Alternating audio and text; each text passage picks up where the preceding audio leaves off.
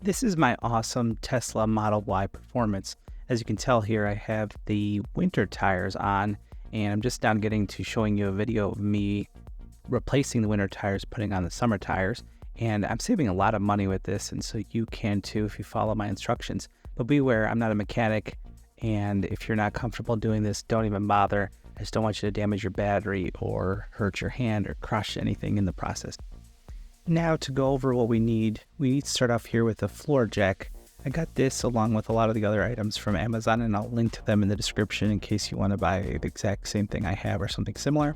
We'll need some tools with the drill, but essentially the drill is the main thing here that we need, with some adapters. I'll show them to you in a little bit. On top of that, these are special pucks that fit in the bottom of the Teslas that allow you to lift the Tesla up properly. This is made for the Model 3 and the Y, but they make them for all the other different models. We also need these wheel chocks so that the car doesn't roll forward and back. This is a lug nut socket. It's pretty deep. It's a really good one. It's easier to use, and it's connected to a breaker bar, which lets you remove the lug nuts easier. And this is a Tecton torque wrench, which lets us tighten the lug nuts just the right amount per the Tesla tires or whatever tires you're using. And depending on the tire that you're removing, you may actually need this little black adapter here that removes the caps that are on top of the lug nuts.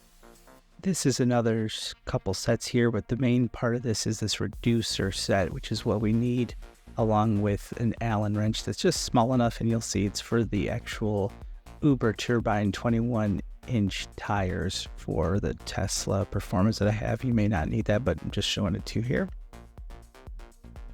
Okay, this is the actual adapter we need that goes into the drill, and we connect that to another adapter to get it to become a little larger. And on top of that, we then connect to the actual lug nut socket, which is a deep one. This deep one is awesome. It doesn't damage the tires at all. As you can see, it has that red metallic material plus the white sleeve above it. White sleeve above it is what protects the tire itself, which is awesome. So I got two of those to make my process easier. I usually leave one on the drill and then leave one on the actual breaker bar, and then switch between the breaker bar as well as the torque wrench whenever I need to swap between them. But I use these seasonal totes to protect the tire while it's in my garage. They also have a nice label to label where the tire was actually at when I pulled it out. And when you're working on your car, make sure to put these wheel chocks down so the car doesn't roll forward and back. I just put on the opposite side of the tire that I'm working. Here I'm starting with the actual driver's side tire in the rear, and I'm removing those clips that I told you about. I just essentially off camera did all of them. So I removed all 5 of the black covers that are just plastic from all the lug nuts. And then here I'm using the breaker bar with the lug nut socket on it to actually loosen them up, and that's the theme. So you want to start by loosening them all up on all 4 tires off the bat, and then you're going to get ready to lift the car after they're loose. So here we're using the puck. The puck is an important thing to use. You can technically use a hockey puck, but I don't know if I'd recommend that just because this is so easy. It's magnetic and it connects in the just right spot, but be aware there's actually 2 spots on every corner of the Tesla. The one spot is just a spot for a screw or a bolt, but that's not the one you want to use. You want to use the one there on the left that's on the screen, and you can definitely feel that the puck connects right into the spot. And again, make sure not to put it ever in there. You could damage the battery of the car. If you don't use these points, or even if you go to a mechanic, make sure to bring the pucks with you if it's not a Tesla service center. They come in a pack of 4, and you only essentially need 1 for this whole process because you're going to end up taking the puck with you with the floor jack all the way around. But it's convenient, and if you have all 4, you can easily take it to a different mechanic. I recently got some awesome tires for my wife's all-season need for her Tesla, and they were pretty awesome, and I was able to have a mechanic put them on because in this case I needed to have my tires on the rims. And so if you're purchasing new tires, they're not on the rims, like mine already are on the rims, but you do kind of need to go to a mechanic that can actually put the tires on the rims for you. But in this case, if you have the full tire set with the rims, then you can do the swap out every year, twice a year, no problem for rotating between summer and winter tires and then winter to summer. So now we're actually lifting the car up. We want to make sure not to lift it too much, because the more you lift it, the harder and heavier the tires are going to be to lift them up to get them properly mounted. And then now that we feel like the tire is kind of loose and it's not really completely on the ground, we go ahead and bring the drill with that setup we showed you and go ahead and remove the rest of the lug nuts. And we have a couple better angles later in this video too here show you the removal, but this is essentially once they're all gone, you pull the tire off. Obviously make sure not to bump or touch anything inside of the car, anything with the brake pads or the discs. As you can see here, this is the winter tire, and here we're going to grab the summer tire. Pulling them out of the tote, you'll notice that the totes are pretty sweet. They have a little sheet of paper on them, or cardboard kind of cardstock, that you can actually write down where you got the tire from. I like to write down where it came from and then rotate it that next season. But the key here is that, especially for this Tesla Model Y Performance, and it kind of changes for other models, the tires in the rear are larger than the tires in the front. So the only rotation you can do are from driver side to passenger and passenger to driver. You can't take the rear tires to the front or the front to the back, so be aware of that. But it's nice to rotate them through. That way you get even wear and tear on them. And these tire totes are awesome. They protect the tire, keep it kind of protected from anything in the garage. On top of that, it has all Velcro to make it easier to connect to the side and top of the unit. And they come with these pads that are on the top or where the actual rim is, so that way it'll protect it. I also have the actual white foam type material that came with my tires when they got delivered to me in the mail, which I'll link as well into the description of where I got them from. I believe it's T-Sportline. But you'll notice here that I removed the cap that's on these tires. These are the 21-inch Uber turbine Tesla tires. So I had to punch the little cap out. And then once that was there, pop the tire right onto the car. And then at that point, went ahead and tightened all the lug nuts with the drill, kind of going in a pentagon shape where you're doing one side and then jump to the other and then go back and forth in almost even like a star shape. That makes sense. And get all of them on and make sure that they're tight, but I don't over tighten it. I make sure that the drill is on like a lower setting, so you'll hear the drill catching and not trying to tighten or kill it. And this just pretty much speeds the process up and makes sure that we're actually getting it as tight as we can without hurting anything. Now it's time to lower the tire, so we're going to go ahead and slowly turn the actual handle of the floor jack. That way we're not smashing the car down quickly and letting it go down slowly. And that's pretty much kind of what you want to do every time. Make sure that it's just a smooth process. You also don't want to be in a hurry. You don't want to be running around. You want to make sure that that's number one priority, is nothing's touching that floor jack. Here we want to look up that the tires, it's one of those things I just Google every time. It needs to be 129 foot-pounds of torque. So we're going to set that on this torque wrench. And when we do that, we are ensuring that we're using the proper torque that Tesla requires from the factory.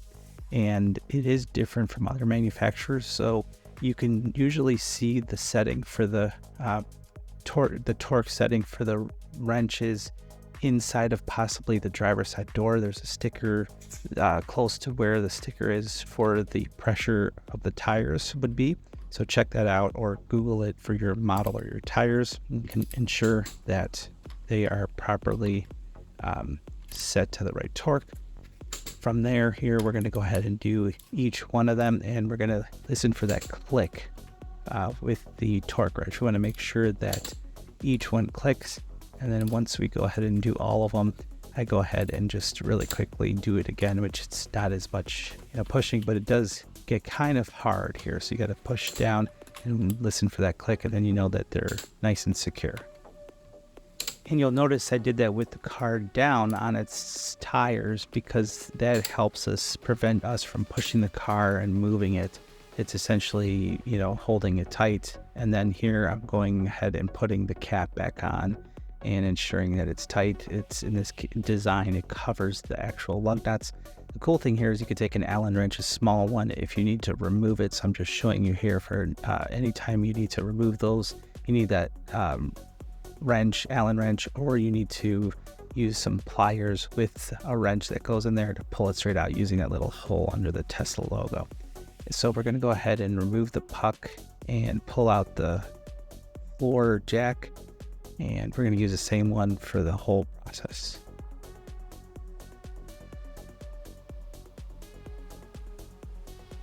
And here we're going to go ahead and feel for that bolt that's the wrong spot, but we're going to find the hole that's the correct spot and pop the magnetic here for number 2. And we're going to go ahead and lift the car up just a little bit, almost even just to place the jack. And then we're going to go ahead and use the breaker bar again to remove or loosen the lug nuts to start the process. And this is the driver's side front tire.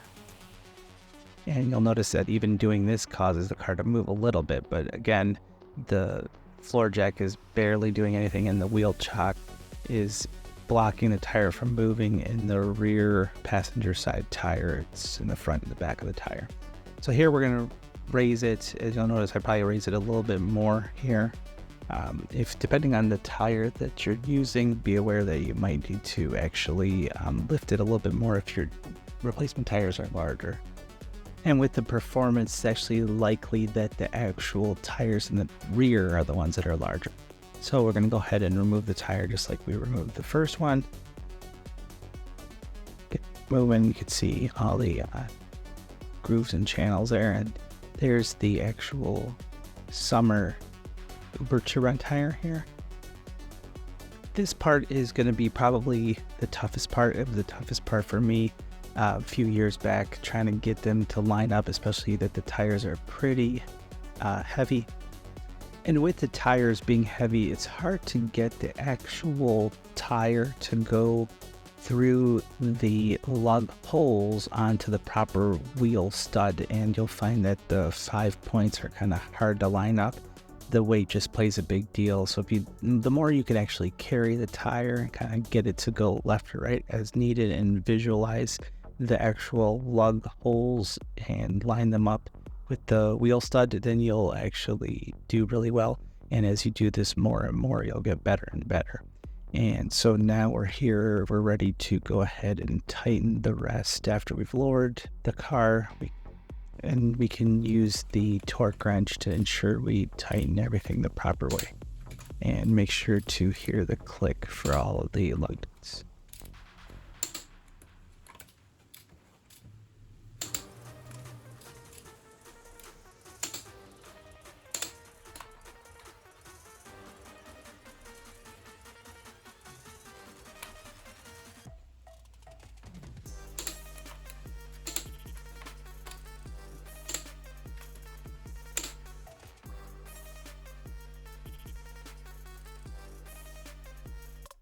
And here goes the cap that goes on top.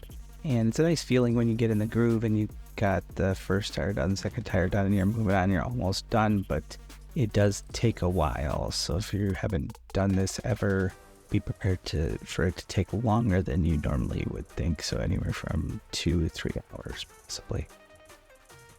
So now that we're done, don't forget to take the wheel chocks and move them to the other side, to the actual tire you just replaced. Put them in the front and the back right there, so that way the car can't roll, and you'll be good to go to do the actual passenger side tires. And this is the rear passenger side tire right here.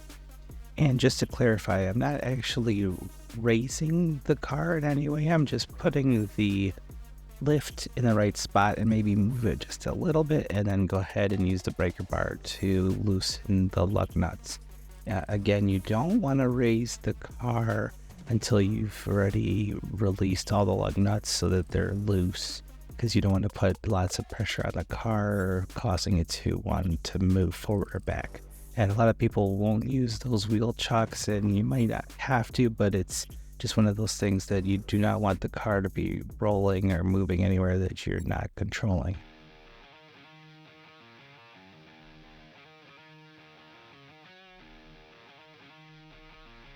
Now here's a good view of using the drill to remove the lug nuts, which really speeds the process up. If you think that it's a good idea to use the breaker bar, you can if you just want to be safer, but it does speed it up using the drill even at the lowest speed.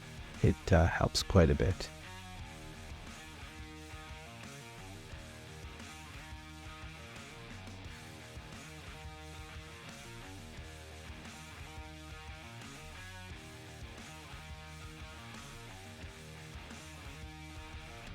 And here you'll see how this tire is actually larger than the winter tire. And essentially I do have to raise the car up a little bit more because it's the rear side and they're large.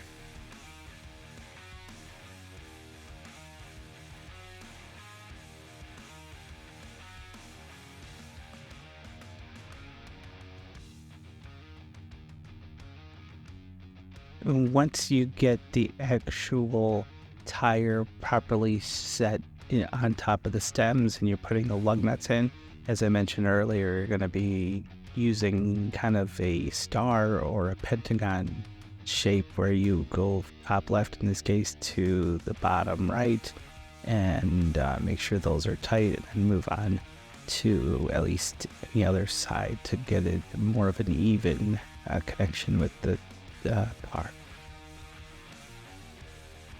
And here we finished putting them on. We're going to actually lower the jack, as you can see here, kind of off camera.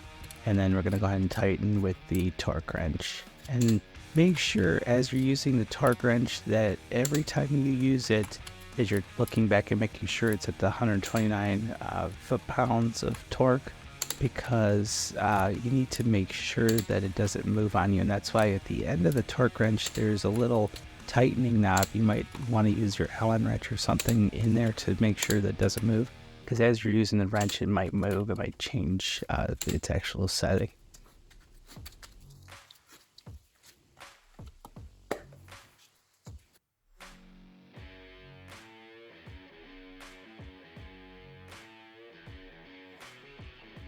And here we have the last tire, which is the passenger side front.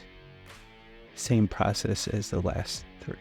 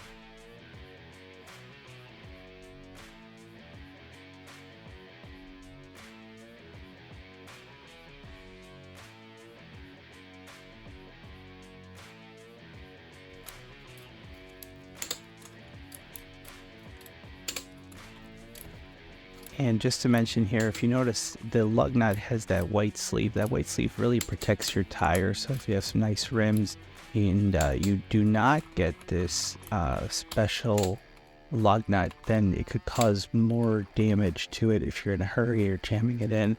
And the idea is you want to get the non-marring type of lug nut socket.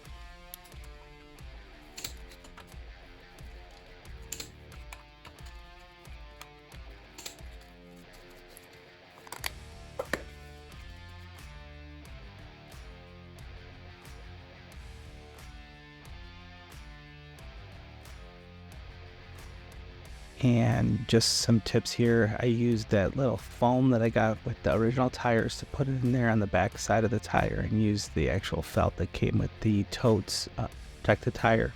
And my one tip is also to make sure that you stay organized and keep putting everything where it goes. That way that it's not crazy and you know where things are and they're not all over the location that you're working.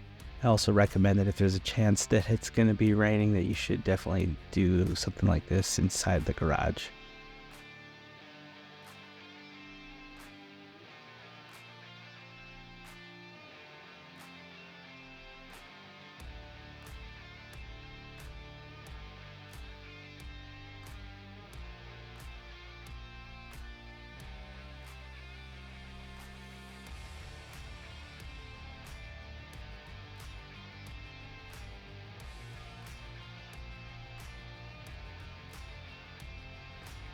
Now that we got the tires all packed up in the totes, we can stack them in the corner and ensure they're out of the way. We can grab the Tecton torque wrench and reduce the setting for the foot-pounds of torque down to 10, I believe this one is. So check what it says on yours, set it to 10 and tighten it. And now we can get rid of the wheel chock so that we can actually drive the car.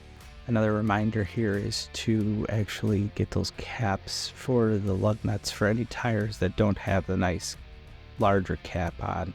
I put them in that box. And now I'm moving into the car. So in the car we could put this little plastic lug nut caps remover in there in case we need them for the purposes of when we have a flat on the road or something like that. And that way we have them in the glove compartment. Now we're going to go to service on the Tesla and then wheel and tire configuration. And as you can see, we were set to the 20-inch induction. We need to switch to the 21-inch Uber turbine. And we have to hit update, which actually requires the car to reboot. So now the car is going to actually reboot, and you'll notice that my screen is a little messy, so it's a good time to kind of start cleaning that up a little bit so we can get rid of smudges and fingerprints. And now we're all started up. We'll go back into settings here and double check the wheels, and they're still set to 21-inch, which is great. Now there's a new feature that's under tires inside of wheel and tire configuration. You have to pick if you're square or staggered tires and all season or summer/winter. So for the square tires, those are my winter. That means all 4 tires are the same size. That's the way you do it. This explains it in more detail. But for the summer tires, I know that my rear tires are bigger than the front. So I need to pick staggered, all season, or summer. So essentially I have staggered summer. And that should do it. Once you select that, you hit update while pressing the brake, and it should say you're complete.